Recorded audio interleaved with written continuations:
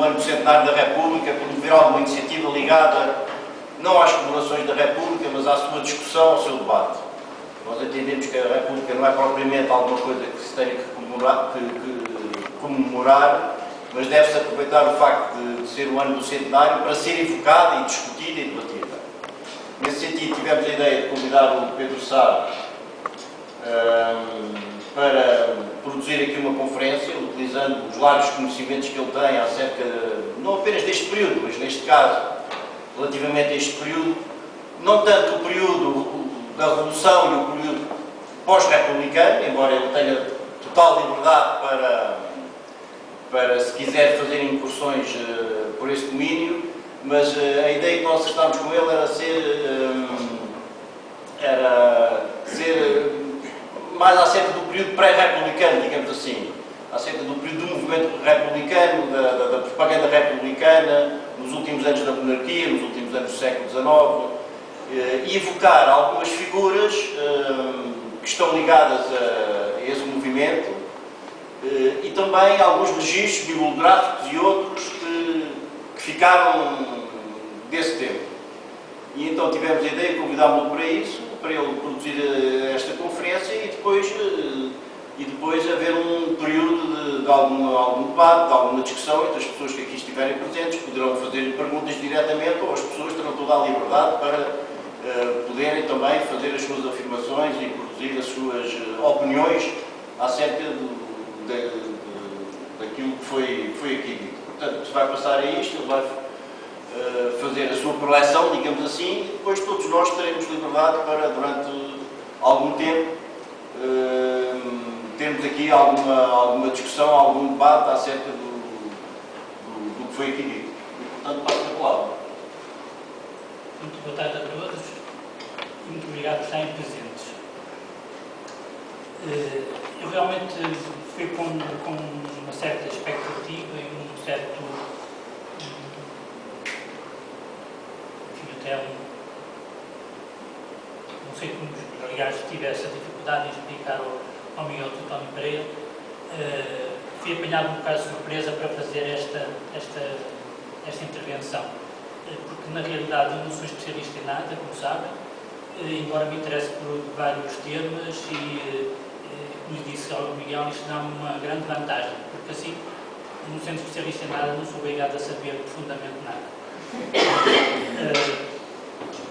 Agradeço ao movimento por Marvão, um movimento muito interessante.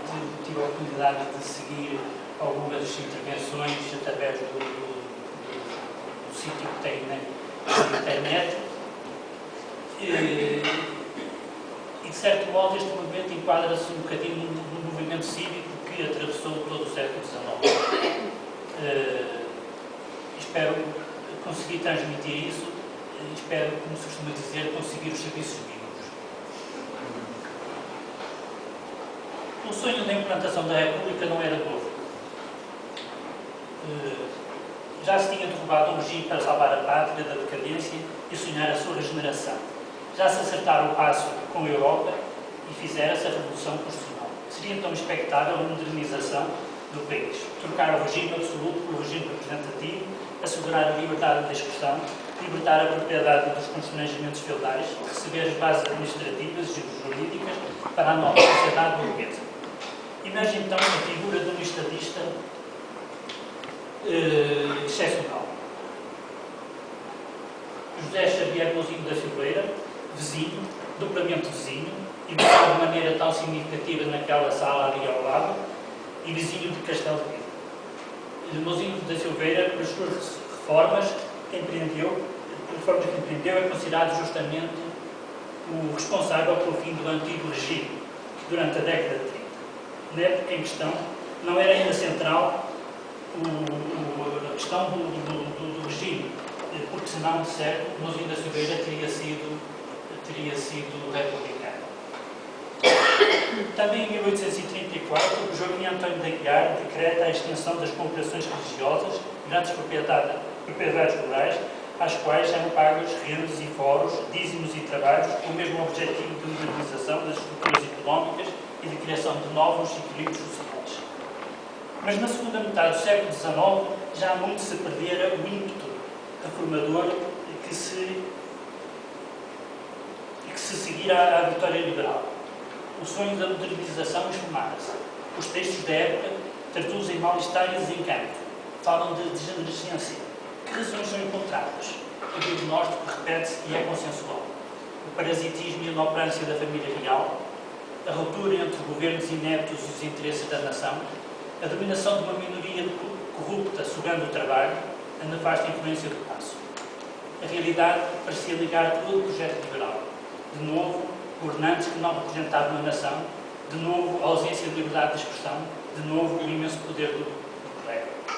Contudo, apesar da repressão policial e judicial, a sociedade civil manifesta-se, organiza-se, participa, desdobra-se em múltiplas formas de manter vivos os ideais da liberdade, igualdade e da paternidade.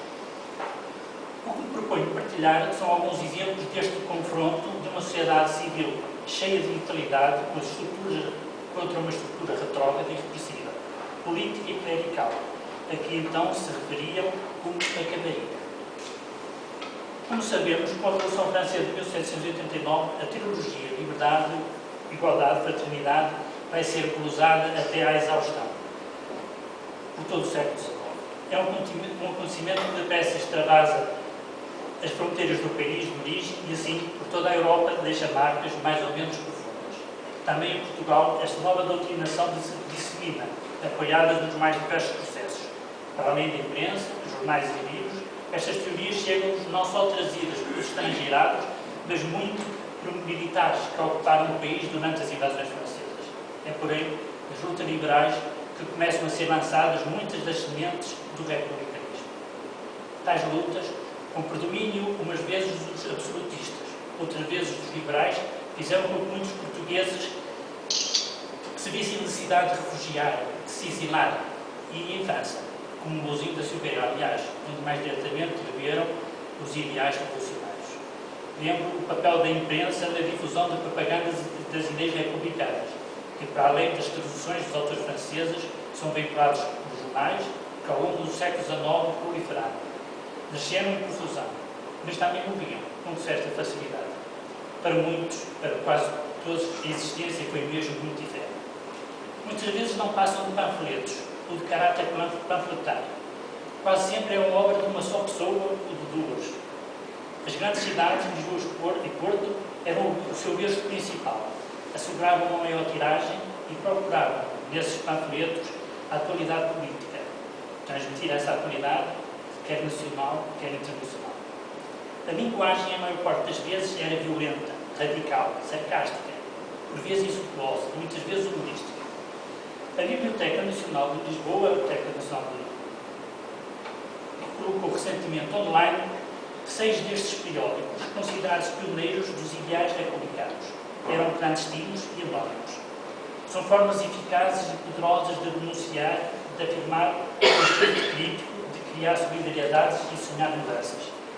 Datam de abril, maio, 2 meses depois da Segunda Revolução Francesa, de 1848. Os títulos, bem significativos, inserem-se na linguagem iluminista. A Alvorada, É Tarde, O Republicano, Fraternidade, O Regenerador e a República. Eram tiragens limitadas. O Alvorada conhecem-se 2 números, o É Tarde, poucos também, era de José Maria de Casal Ribeiro, que depois se associou a Saldanha, era licenciado em Direito e foi Ministro da Fazenda. O Republicano conhecem-se 5 números. O Regenerador teve uma vida um bocadinho mais longa, talvez até aos seus 18 números, e a República 8 números. A 2 deles, curiosamente, estes 2, o Regenerador e a República, esteve ligado um nome natural de Castelo de Vigo, o padre Radicão, João Cândido de Carvalho. Nasceu em 1803 e faleceu em 1857. Segundo Raposo Republicano, este eclesiástico no convento de Santo António de Porto Alegre, mas teve uma ligação pecaminosa com uma moça na mesma cidade que o obrigou a fugir e a aceitar a praça no regimento de Andarim.